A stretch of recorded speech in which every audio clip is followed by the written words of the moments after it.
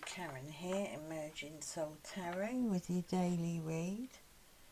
So we're going to have the Shamans Oracle today. Hope you had a lovely weekend.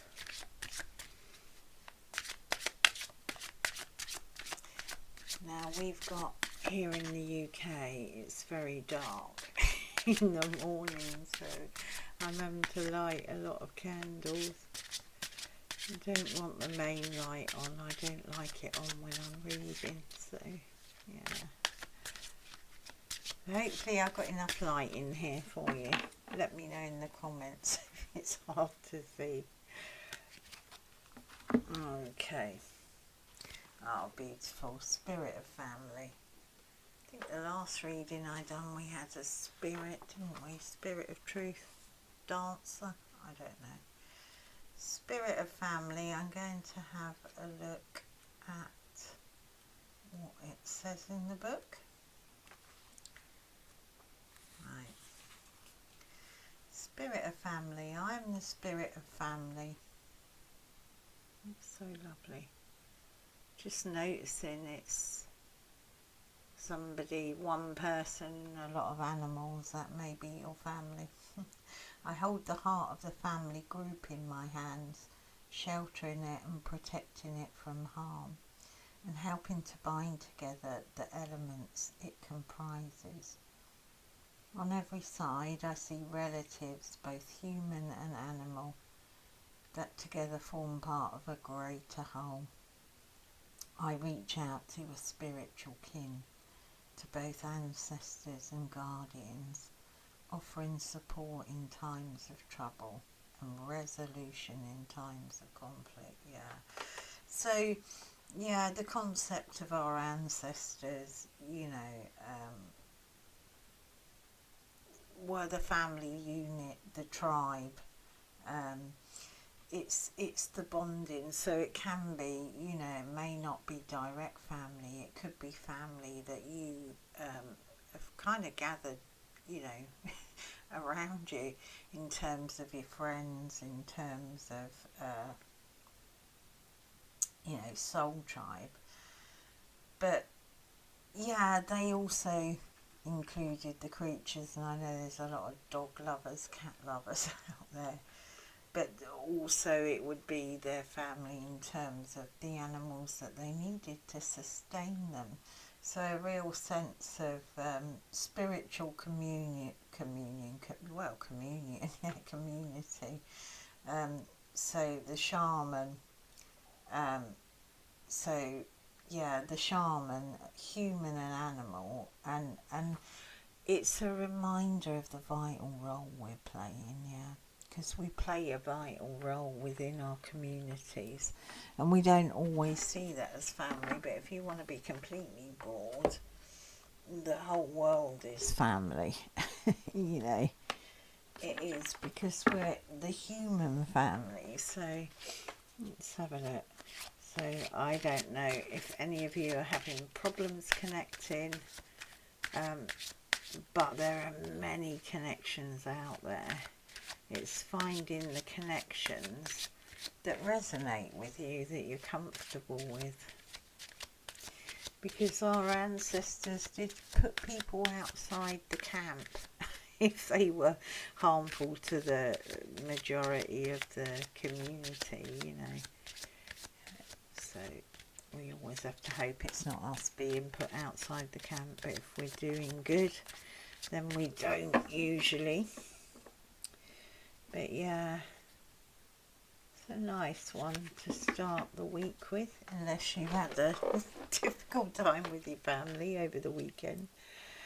So, yeah, reunion of souls,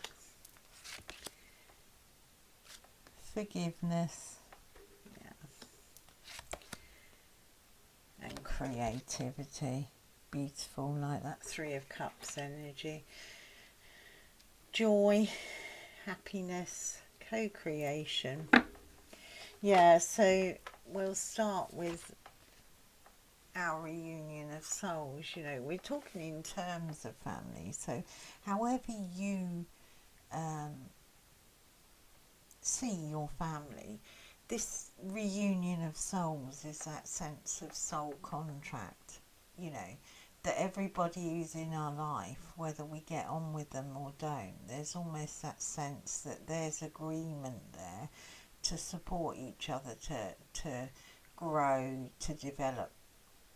So yeah, it's really it can be very difficult because, and especially with families, there's that adage, isn't there, that we choose our friends but we don't choose our family. But the same thing applies to people who are blood relatives and outside of our family, you know. The thing is, every situation, good, bad or otherwise, is a learning curve. And it is, you know, if we have those difficulties, if we have those, because all of us, see, it's so dark in here, don't know. I'm hoping, oh, look, there you go, we got a bit of light going on there. So, yeah, it can be really difficult, you know, so we need to forgive others. We need to forgive ourselves if we've hurt someone or allowed ourselves, or feel we've allowed ourselves to be hurt. And, you know, that spirit of family is about keeping those kinship bonds there. There's a reason that we're grouped together in units, whether it's an actual physical family or it's a social family, family of friends, your soul tribe. There is a reason.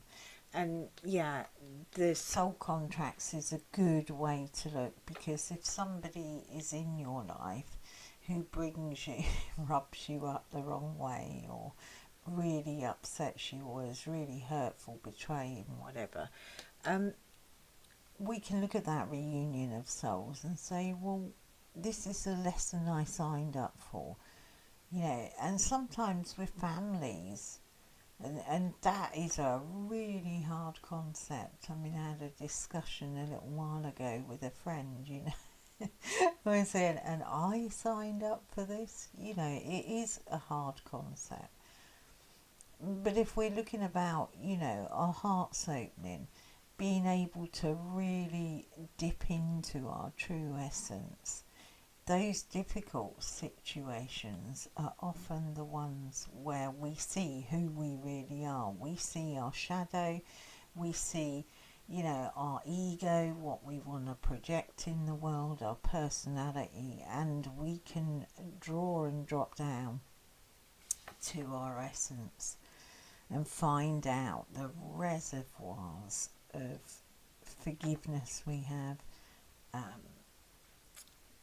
the reservoirs of compassion, of patience, of strength, of resilience. Those situations that are difficult are there. But also we can get where we're too dependent, we're codependent, too dependent on other people.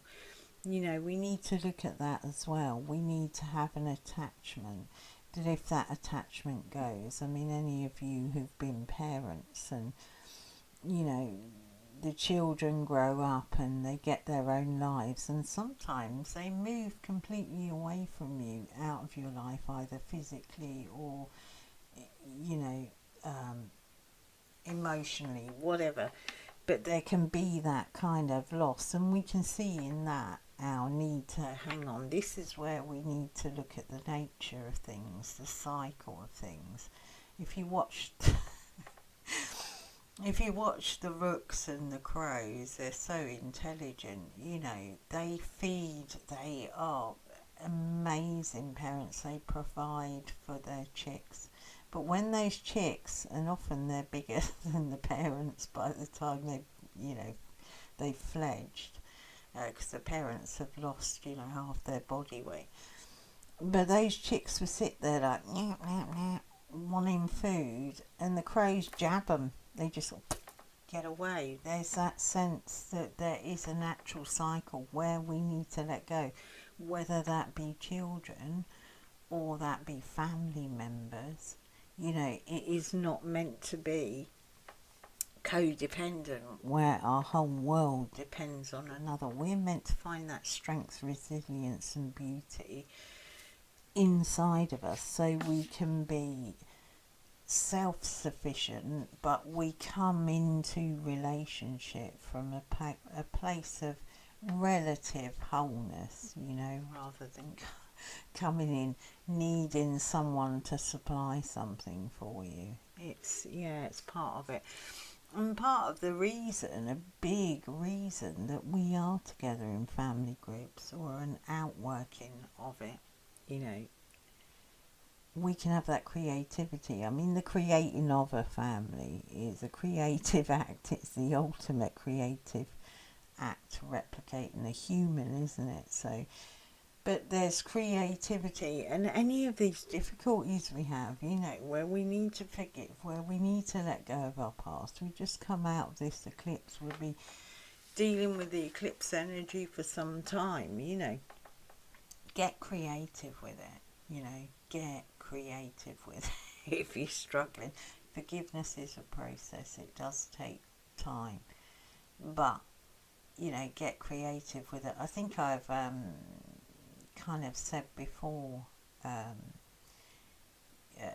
you know, if I'm having conflict, I do that mandala exercise. The mandala is where there's two circles that overlap, but you can go and sit in one and you know, say everything you need to the other person or the situation. Then you face yourself almost in their shoes and speak the situation out.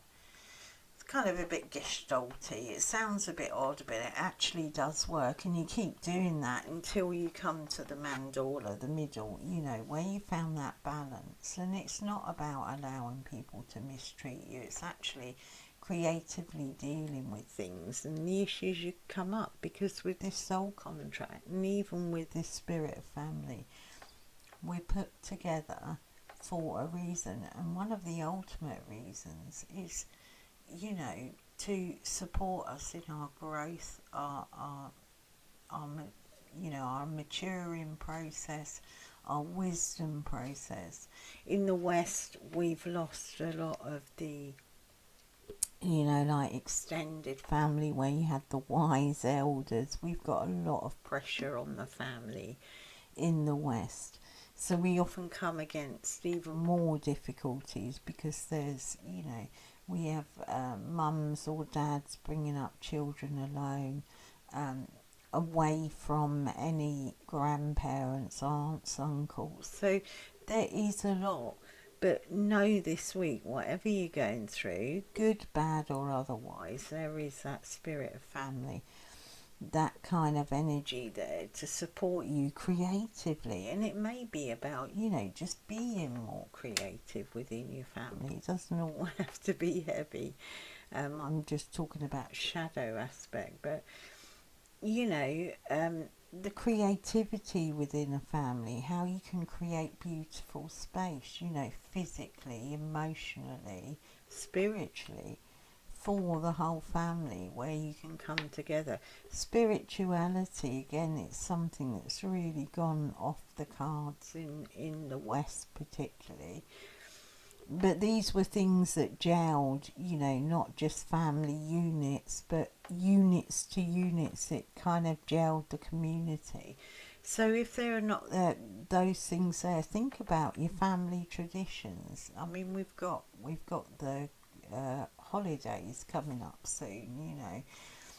Think about your family traditions. Tradition and ritual is so important for knitting people together, you know.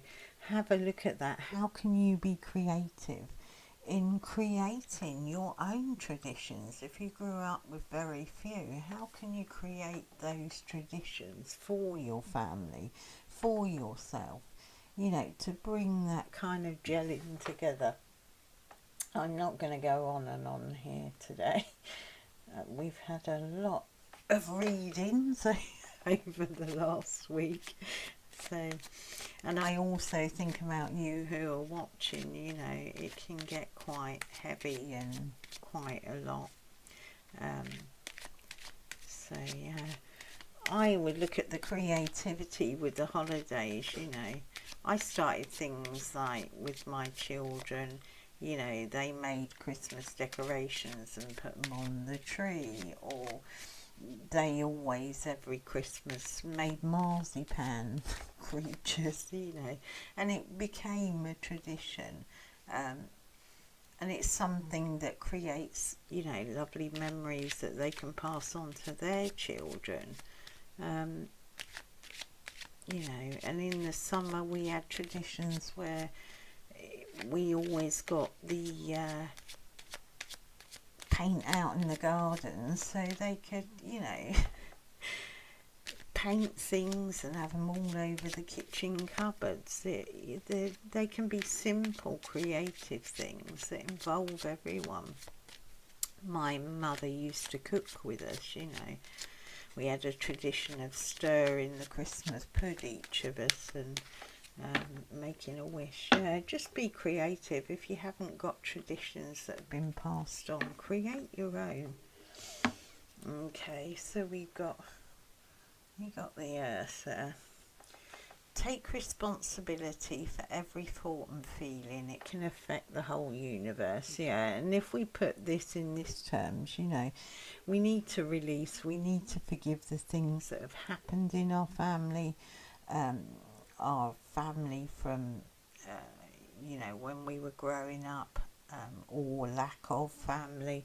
We need to forgive ourselves. We need to forgive others within our family that we created as adults, you know.